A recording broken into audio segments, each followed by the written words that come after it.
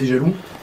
J'ai envie de prendre le départ de la course. Non, c'est vraie question. La veille, ça va, parce que c'est pas les meilleurs moments de la course. C'est ce qu'on peut faire de mieux en mer, c'est-à-dire naviguer sur les plus beaux bateaux du monde, au moins en course au large, et faire le plus beau parcours qu'on peut imaginer sur la planète. C'est défricher encore plus le monde de la course au large, puisque c'est une première, c'est comme le Vendée Globe en 89. Je pense qu'on se retrouve dans la même position, et peut-être que dans 30 ans, on parlera de cette première édition 2024, comme on se souvient de tous les éléments du premier Vendée Globe. Le truc qu'on le fait en permanence, c'est une surveillance.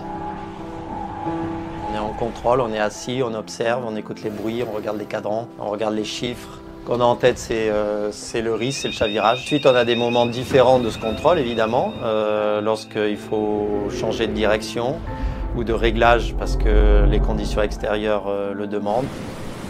Et on fait un routage si tu veux faire un routage. On va faire comme à bord, tant que ça bouge un peu moins.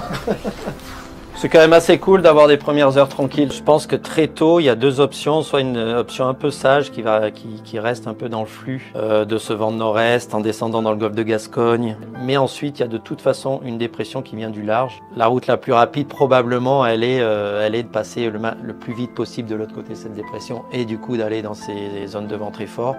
Ah ouais? Ah ouais. Ils sont pas stressés, les mecs? Ou ils font genre?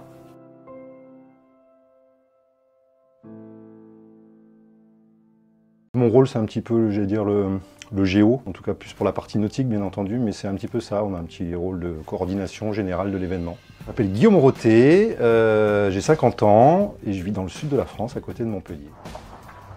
Il y a le premier rôle qui est un peu d'organiser, de coordonner, et puis après, quand les bateaux sont en mer, c'est d'assurer un petit peu leur sécurité. Donc je suis derrière mon écran d'ordinateur avec mon équipe, on fait des quarts, comme un équipage ferait des quarts à bord d'un bateau.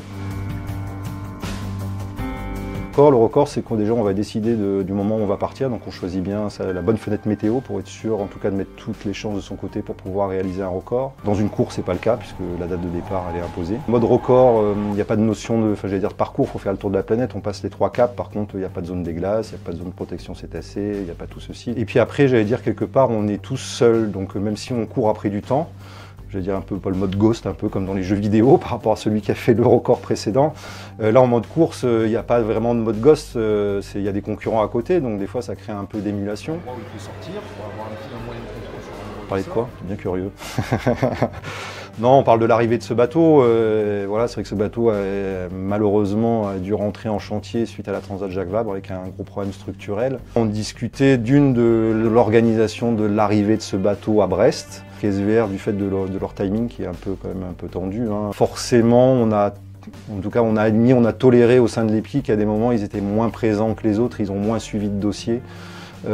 Parce qu'ils avaient un bateau à réparer et que toutes les équipes ont été mobilisées et que c'est normal qu'il y ait des petits points qui n'ont pas forcément pris connaissance.